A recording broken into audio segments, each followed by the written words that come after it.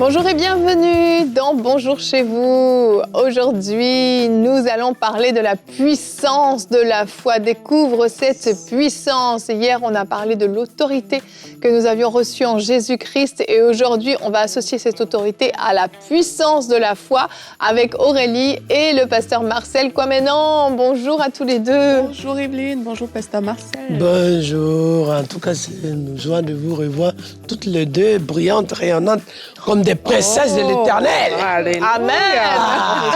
C'est pas que l'écran qui rayonne, hein. En fait, en vrai, elle rayonne. Tu es revenu avec plein de compliments. Oh, c'est clair, moi j'aime ça, on prend. Vous êtes des princesses. Amen. C'est ça, la princesse.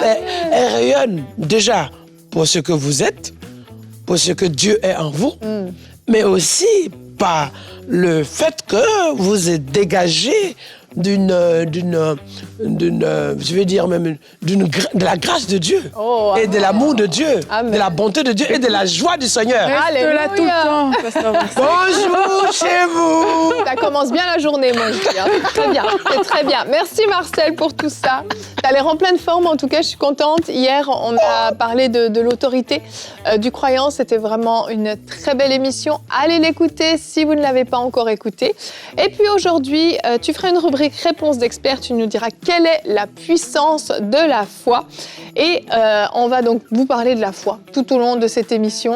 Et c'est hyper important de comprendre comment fonctionne la foi, quelle est cette puissance de la foi. C'est 3 petites lettres, mais c'est puissant. Ça fait badaboum, Marcel? Badaboumé. Badaboumer, c'est un nouveau verbe. Ouais, je badaboum, tu badaboum, il badaboum, nous badaboumons, vous badaboumez et il badaboum au pluriel. Wow. Et donc nous allons badaboumer. Wow. C'est parti pour un badaboumage, alors. Tu vois, je peux le décliner moi aussi. Allez, on commence cette émission sur la foi avec la pensée du jour.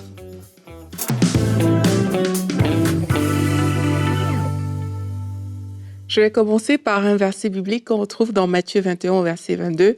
La Bible nous dit que tout ce que vous demanderez avec foi par la prière, vous le recevrez. Et quand on lit ce genre de verset biblique, on est content parce qu'on nous dit qu'on va recevoir quelque chose. Donc, c'est chouette. On voit ici que la foi, c'est un moyen de recevoir les choses. C'est un moyen d'échange. On parle aussi de la foi dans la Bible comme un bouclier pour éteindre les traits enflammés du malin. On parle de la foi pour guérir. On dit la prière de la foi guérira le malade. Et même parmi les choses qui demeurent, on parle également de la foi, de l'espérance et de l'amour. Donc tout ça pour dire quoi? C'est que la foi est quelque chose d'important dans la vie du chrétien. On ne peut pas vivre notre vie chrétienne en délaissant notre foi de côté. Maintenant, comment faire pour établir notre foi et pour la fortifier? La première chose que je vous propose de faire, c'est par la parole de Dieu. La Bible dit dans Romains 10 au verset 17, « Ainsi, la foi vient de ce qu'on entend, et ce qu'on entend vient de la parole de Dieu. » Aujourd'hui, je vais vous encourager à rester dans une attitude où vous entendez la parole de Dieu. Et ici, on parle de la parole Réma. Rester dans une attitude où Dieu, il doit parler, il doit s'exprimer. Parfois, quand on a un problème, on est dans l'agitation. On veut que quelque chose arrive, on veut recevoir par la foi, mais il y a une agitation. Mais avant de t'agiter, je t'encourage à chercher Dieu, recevoir sa parole de différentes manières. Tu peux lire la Bible et recevoir un réma. Tu peux écouter un enseignement, une émission comme celle-ci et recevoir également un réma. Dans tes temps d'intimité avec Dieu, Dieu peut te donner une parole. Et la Bible dit que ce que Dieu dit arrive. Et sur cette parole-là, en fait, que Dieu va te donner, alors que tu seras en train de jeter ton filet, il dit, jette ton filet de ce côté. Et puis, sur ta parole, je jette mon filet. Alors que tu es en train de le faire, les choses n'auront pas d'autre choix que d'obéir parce que c'est la parole de Dieu. C'est Dieu qui a parlé. Pareil, on peut ne pas être confortable pour faire quelque chose, mais parce que c'est la parole de Dieu, parce que c'est lui qui le dit, notre foi s'active lorsqu'on se met juste en route pour obéir à cette instruction-là. Donc, c'est ça. Une autre chose également que j'aimerais t'encourager à faire pour fortifier ta foi, c'est de considérer la grandeur de Dieu plus que la situation par laquelle tu passes. Moi, j'aime trop dans la parole de Dieu cette histoire avec l'officier qui vient voir Jésus et qui lui dit vraiment, Seigneur, je ne suis même pas digne que tu entres chez moi. Dis seulement un mot, mon serviteur sera guéri. Après, il lui explique tout un principe d'autorité. Moi, je suis soumis à des supérieurs, j'ai des gens qui sont soumis à moi. En fait, il avait un réma, une révélation de ce qu'était l'autorité. Et il a regardé à l'autorité de Jésus-Christ, au résultat qu'il pouvait obtenir avec cette autorité. Et c'est ça qui l'a engagé, en fait. Et quelquefois, on regarde beaucoup à la situation au lieu de regarder à cette grandeur de Dieu, à l'autorité de Dieu, à sa puissance. Donc, l'une des façons de bâtir notre foi, c'est de dire, moi, je choisis de regarder à la puissance de Dieu, à l'autorité de Dieu. Une dernière façon que je te propose aussi aujourd'hui, c'est de fortifier ta foi par des témoignages. La Bible dit qu'on a la victoire par le sang de l'agneau, mais aussi par la parole de témoignage. Fortifie ta foi par différents types de témoignages. La femme samaritaine a témoigné à tout ce village-là et plusieurs personnes ont cru en elle à cause de ce témoignage. Regarde la vie des autres, regarde ta propre vie. Peut-être Dieu a fait des choses extraordinaires dans ta vie, dans la vie d'autres personnes. Alors que tu médites sur ces choses, alors que tu écoutes ces choses, tu vas voir que ta foi va se booster et elle sera fortifiée. Yes, amen. Merci Aurélie. Il y a tellement de témoignages, d'histoires qui viennent encourager notre foi quand on lit la Bible. C'est le meilleur fondement en fait sur lequel on puisse bâtir notre foi. C'est premièrement sur la parole de Dieu, sur ce que Dieu a dit, sur ce que Jésus-Christ a accompli et sur toutes ces différentes histoires que la Bible nous raconte qui viennent fortifier notre foi, qui viennent solidifier notre foi pour qu'elle soit solide, ferme et inébranlable.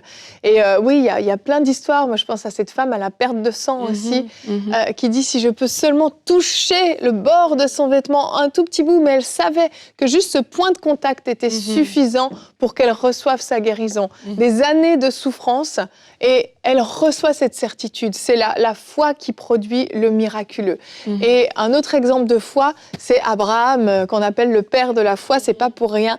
On va aller regarder notre verset du jour dans Romains 4, au verset 19 et 20. Sans faiblir dans la foi, en parlant d'Abraham, il n'a pas considéré que son corps était déjà usé, puisqu'il avait près de 100 ans, ni que Sarah n'était plus en état d'avoir des enfants. Il n'a pas douté, par incrédulité, de la promesse de Dieu, mais il a été fortifié par la foi et il a rendu gloire à Dieu. Abraham a choisi de regarder à la promesse de Dieu plutôt que de regarder aux circonstances, plutôt que de regarder son corps, celui de sa femme, leur âge avancé. Considérer la grandeur de Dieu plutôt que considérer son problème est vraiment une clé pour faire manifester notre foi. Oui, effectivement, en fait, la foi, le composant, pour ne pas dire le fond et le sens de la foi, c'est l'espérance. Et à l'inverse, on se rend compte que quand on n'espère plus, on est perdu. Et à voir qu'on n'espère pas seulement un avenir, on espère en Dieu. C'est la foi en Dieu, c'est ça la différence. Cela caractérise le fait que maintenant, il y a ce que nous vivons, il y a ce que Dieu est capable de faire dans notre vie. Et cette foi, lorsque on se fixe sur Dieu, on se lève pour Dieu, voilà. C'est-à-dire, Seigneur, hier c'était difficile, aujourd'hui c'est peut-être, j'ai du mal, mais demain, mon Dieu s'occupe de moi. Amen. Demain, Dieu est au contrôle. C'est ça, en fait. Il faut que le peuple de Dieu sache que, les enfants de Dieu sachent que, à l'exemple qu'on a vu tout à l'heure, même ce centenier par rapport à son serviteur, la femme qui avait la perte de sang, on se rend compte que la foi était un élément déclencheur. Ça me rappelle une dame qu'on appelle Monique, qui un jour regardait EMCI TV sur YouTube. Donc, elle se reconnaît, elle est en Guyane. Et une dame cadre dans une banque, travaillant à la retraite et tranquille, quoi. Et elle se retrouvait être paralysée et infirme. Et même, elle était en soins palliatifs, en attente de mort, au point que personne comptait sur elle. Et en regardant l'émission, que quelqu'un a dû lui dire, regarde, voilà, et tout. Je ne sais pas si je faisais une émission avec Bonjour chez vous, peu importe l'émission. Et elle s'est dit, waouh! mais ce qui se passe, mais Seigneur, permets-moi un jour que ce qui se passe, Seigneur, que je puisse le vivre. C'est ce premier point. Et deuxièmement, elle a dit, je prie qu'un jour, Seigneur, non seulement tu agisses dans ma vie, mais permets que cet homme de Dieu, je voulais le rencontrer. Moi, je ne le connais pas. Elle envoie un message, elle dit, je ne sais pas où tu es, je t'ai vu sur EMCI, mais je sais que si Dieu t'emmène chez moi, je serai guéri. Wow. Ça, c'est la foi. Alors, parmi les messages que je reçois, je n'ai pas regardé. Et j'arrive dans un endroit où, voilà, en Guyane, là, et je vois, elle était assise sur un fauteuil roulant. Elles étaient deux femmes paralysées et tout, etc.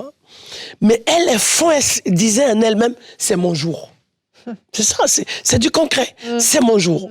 Et en fait, je n'ai pas posé la main sur elle. Hein. Je lui ai dit, lève-toi et marche. Et en fait, en disant, lève-toi et marche, la manifestation de la puissance de Dieu est allée s'accrocher, en bon français, à la foi qui était exprimée en elle. Ouais.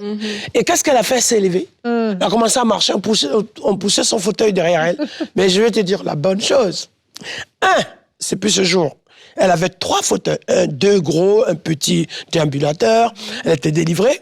Waouh! Elle a commencé à venir sans fauteuil. Wow. Et le plus beau, c'est que maintenant, c'est elle qui va évangéliser dans les hôpitaux. Et il y a de cela quelques semaines, j'ai été en mission au Brésil. Après de 10 heures de route, moi je suis allé en avion, ils sont allés 10 heures de route. Elle est venue 10 heures en route en voiture. Elle a assisté à la mission sur place. Elle est repartie. Et moi, je me suis dit, waouh! Et c'est ça, en fait. Non seulement elle a cette foi qui va jusqu'à dépasser le cadre médical. Il y a ce que le médecin, il y a ce que cliniquement, il y a ce que son corps subit. Et il y a ce que par la foi, elle va saisir son miracle. Donc oui, la foi remplace quelque part le médicament. Remplace pas le médecin. Quand le médecin te donne des médicaments, il faut le faire. Mais je veux dire, en fait, si tu as la foi, c'est une explosion de force, une puissance qui t'amène à vivre le toucher exceptionnel de Dieu. Et c'est pour qu'aujourd'hui, celui qui est infirme, celui qui est couché, celui qui actuellement a du mal, celui qui est fatigué, celui qui souffre dans son corps, s'il croit. Et Jésus a dit, crois, tu verras la gloire de Dieu. Et il a dit à Marthe, n'étais-je pas dit que si tu crois. Donc, on va voir que la puissance de la croix va aller même jusqu'à la résurrection de Lazare. N'étais-je pas dit, Marthe, ton frère, Marthe, ton frère, il n'est pas mort, il dort. Mais mieux, si tu crois, tu verras ton frère ressusciter. Alléluia. Cette puissance-là, nous l'avons par la foi. C'est à notre disposition. Amen. Amen. Balaboumé. Peut-être aussi encourager toutes les personnes qui se disent que je ne ressens pas cette force, je ne ressens pas tu vois, le zèle que cette dame a eu de se dire ça. Mais c'est bien de passer du temps dans la présence de Dieu. Parce que dans la présence de Dieu, cette force est activée. Tu vois, tu peux prendre un temps même de jeûne et de prière. Tu vois, je pense à ce fameux verset où on dit souvent que c'est l'incrédulité qu'il faut attaquer par rapport à la foi, etc.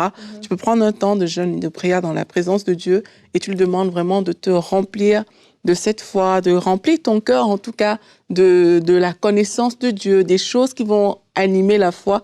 Et alors qu'on est dans ce temps, dans la présence de Dieu, avec sa parole, avec des témoignages comme on a vu, avec des histoires comme celle que le pasteur Marcel vient de raconter, il y a quelque chose qui va naître à l'intérieur de nous. On va pouvoir se dire, ah mais c'est possible, c'est possible. Et quand on sait que c'est possible, là on pourra également poser des actions de foi inspirées. Amen. Amen, parce que la foi ne vient pas de notre intelligence, d'une réflexion. La foi vient vraiment du Saint-Esprit qui habite en nous, ça part de notre esprit et ça se manifeste sur le reste. Marcel, on enchaîne avec toi, avec on va voir la puissance de la foi. On a commencé, on a introduit, mais là on pousse un peu plus loin avec notre rubrique Réponse d'experts.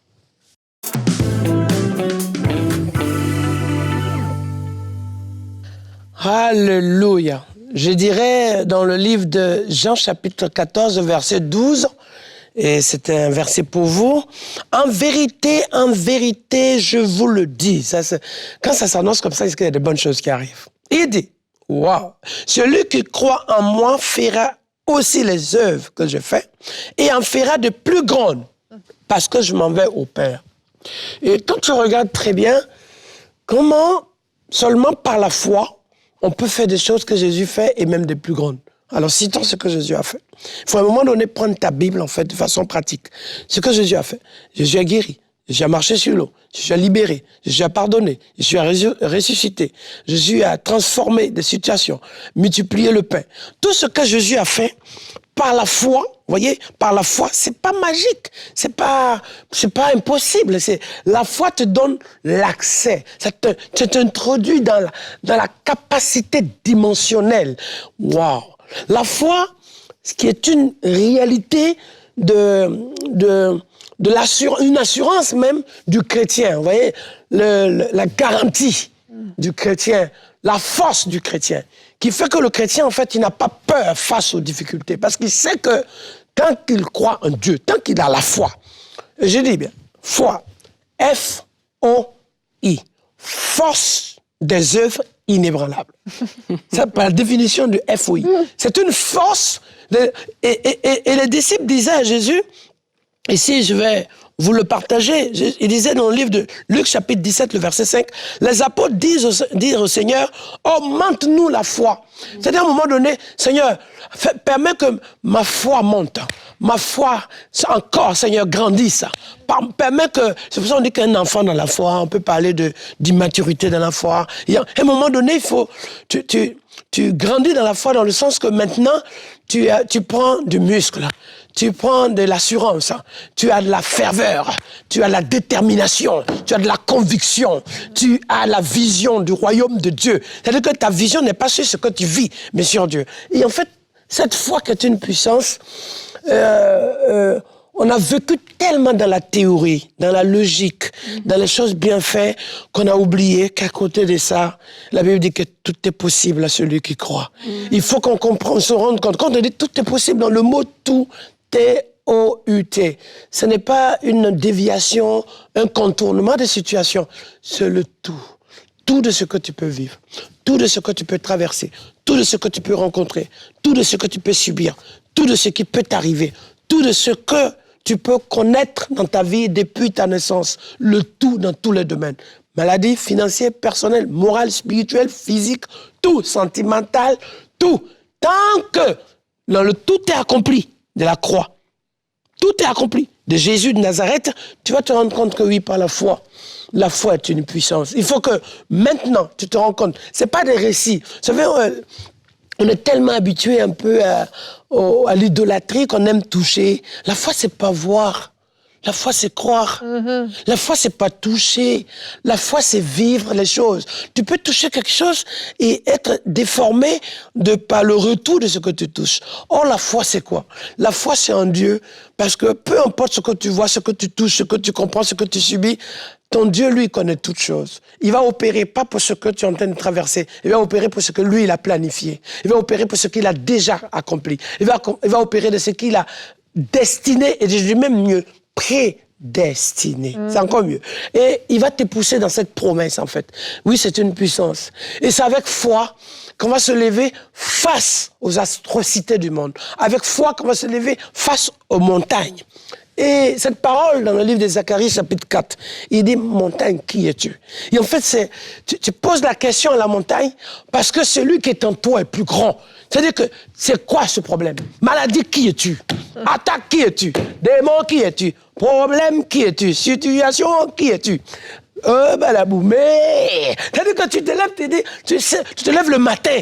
Tu te couches peut-être avec un esprit abattu, avec les problèmes, les soucis, l'angoisse, la situation, l'impasse. Mais tu te lèves le matin. Quand tu te lèves, tu dis, Seigneur, Père, c'est ce que les apôtres ont dit. Augmente ma foi. Seigneur, je me lève avec toi. Seigneur, je me lève et tu me tiens la main. Peut-être que tu es en train de me noyer, mais lorsque j'ai tenu la main pour crier à toi, pour te faire confiance, pour m'abandonner entre tes mains, Seigneur, tu m'as tenu la main de secours. Tu m'as tenu la main pour me sortir. Tu m'as tenu par la tête, par le cou pour me sortir, pour m'arracher de ce qui était difficile pour moi. Et en fait, aujourd'hui, c'est cette dimension dans laquelle il dit, si vous avez la foi, vous direz à la montagne, ôte-toi. Et jette-toi dans la mer. Dégagez. C'est-à-dire qu'aujourd'hui, c'est cette foi-là. Quand on a un problème, quand tu as une situation, quand c'est blackout, lorsque tout semble impossible, là, tu te lèves. Tu te lèves par ta foi. Tu te lèves dans cette assurance. Tu te lèves dans cette détermination. Tu te lèves dans cette conviction. Parce que tu sais que celui qui est en toi est Dieu. Celui qui est derrière toi, c'est ton Dieu. Celui qui est à côté de toi, c'est ton Dieu. Celui qui est devant toi, c'est ton Dieu. Celui qui est sur toi, c'est ton Dieu. Celui qui te porte, c'est Dieu. Ah, il dit, oh my God, hallelujah. Je prie que vous puissiez connaître ce qu'on appelle la hauteur, la largeur, la profondeur, la longueur de ce grand Dieu tout-puissant. Et là, tu vas te rendre compte que toutes les dimensions, toutes les formes de calcul ne peuvent pas tenir devant ce Dieu-là. C'est pour ça qu'elle est une puissance, cette foi. Tu as la foi que ce qui est écrit, en définition, ce qui s'est passé depuis des millénaires d'années, ce qui s'est passé au temps des apôtres, ce sont des faits, oui. Mais aujourd'hui, c'est une réalité spirituelle. Et en fait, c'est ce que moi, personnellement, j'ai compris un peu très tôt. Ce qui a fait que il arrive des situations où peut-être que si je voulais regarder humainement, je peux être découragé. Si je voulais aussi écouter, prêter mes oreilles, je peux être peut-être même déçu. Si je voulais regarder à mes yeux, je peux voir trouble. Si je voulais peut-être même avoir peut-être une main qui vient me secouer, je serais écorché, parce que souvent, c'est pas des mains, c'est des griffes qui viennent. Mais là, en fait, je comprends une chose, mes chers amis, que cette puissance, elle n'est pas dans ce qu'on dit d'abord, et dans ce que nous vivons, dans ce que Dieu opère en nous, de ce que Dieu a placé en nous, de ce que Dieu représente.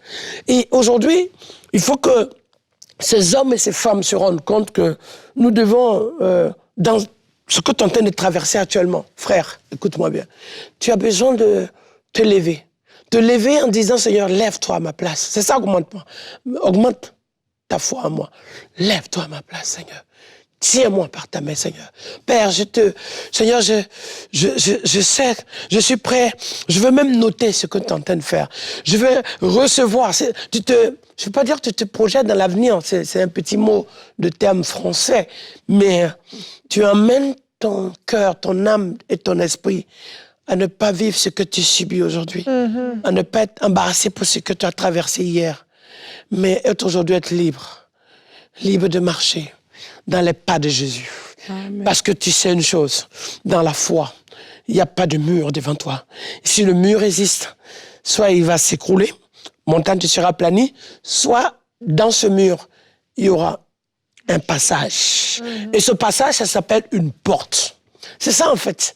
C'est à un moment donné, je disais que j'ai compris tout parce que je me suis dit, Seigneur, je t'aime tellement que dans des situations, même quand il n'y a pas de porte ouverte, je veux où Dieu a créé même la porte sur le toit. Et mieux où Dieu a ouvert même le sol. C'est pas les tremblements de terre seulement, pour créer un passage. Mais mieux, une chose est sûre, tu vas sortir de là. Parce que la puissance de Dieu va s'opérer. Parce que la gloire de Dieu va marquer la différence.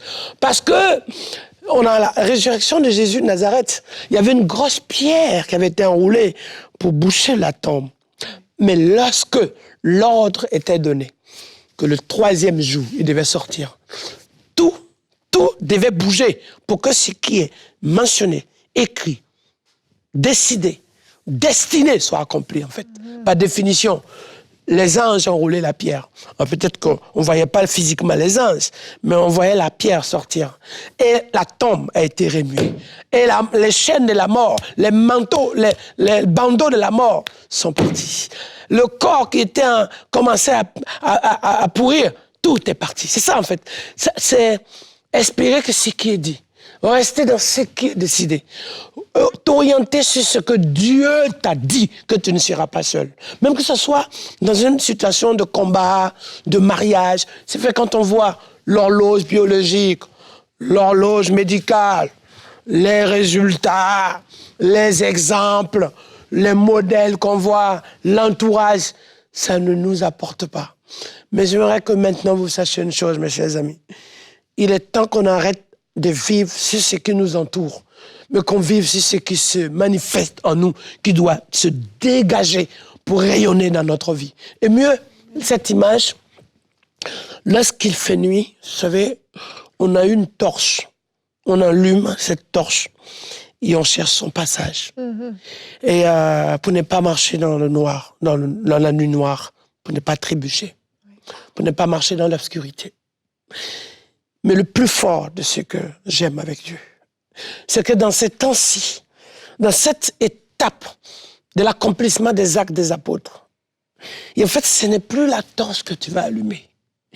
Mais Dieu va faire de toi le rayon de cette lumière, qui n'a pas besoin d'être allumé au milieu des ténèbres pour passer, mais pour que les ténèbres découvrent en toi qu'elle ne doit pas continuer, parce que tes voyants, elle est obligée de fuir, de s'éloigner de toi. Et en fait, c'est pas une question de mentalité, c'est notre saison d'époque. Et en fait, ça veut dire qu'aujourd'hui, quand on n'a pas quelque chose, on dit c'est impossible ou c'est difficile. Quand on ne connaît pas quelque chose, on ne comprend pas. Mais on va se rendre compte qu'avec Dieu, même ce qu'on pense ne pas connaître, ce qu'on pense ne pas avoir, lorsque on laisse Dieu au contrôle des situations, le terme change. Ça veut dire quoi? Tout devient possible. Ça veut dire quoi? Tout s'accomplit. Ça veut dire quoi? Tout se réalise. Et pour que cette lumière-là, on n'a pas changé de pile. Oh my God! Aïe, aïe, aïe, aïe, aïe. On n'a pas changé de pile, d'être chargé, même si c'était des lithium pour faire des résistances. Non. Mais Dieu est la lithium dans notre vie. Dieu est la batterie et qui ne se décharge jamais. Et qui est connecté en permanence. Pour qu'à partir de ce moment-là, mes chers amis, le combat change. Et je dis, les règles changent. Pour le moment, on prie pour chasser les démons. Mais à cette dimension, c'est les démons qui fuient quand ils nous voient. Les maladies s'enfuient, c'est ça, c'est cette puissance. Oh, badaboum! C'est-à-dire que le Seigneur te montre à combien, plus forte raison, mes chers amis, tu es béni. Et que cette foi puissance. Il faut qu'on croie. On croit à la vision qu'on a reçue. Je vais terminer sur ça. Peut-être on se réveille avec une idée, mais quand on commence à croire et qu'on cherche les signes de Dieu pour que cela soit soumis à Dieu dans le plan de Dieu, cette foi que nous avons commence à avoir un support qui va nous aider à faire quoi? À réaliser ce qu'on reçoit avec des personnes que Dieu va amener, des moyens que Dieu va amener, des signes d'exaucement qui vont se passer, des endroits spécifiques. Une saison nouvelle on va programmer cette année-là que voilà, il y a ça. Il y a des gens, le Covid a été difficile. Mais pour certains, Covid a changé leur forme.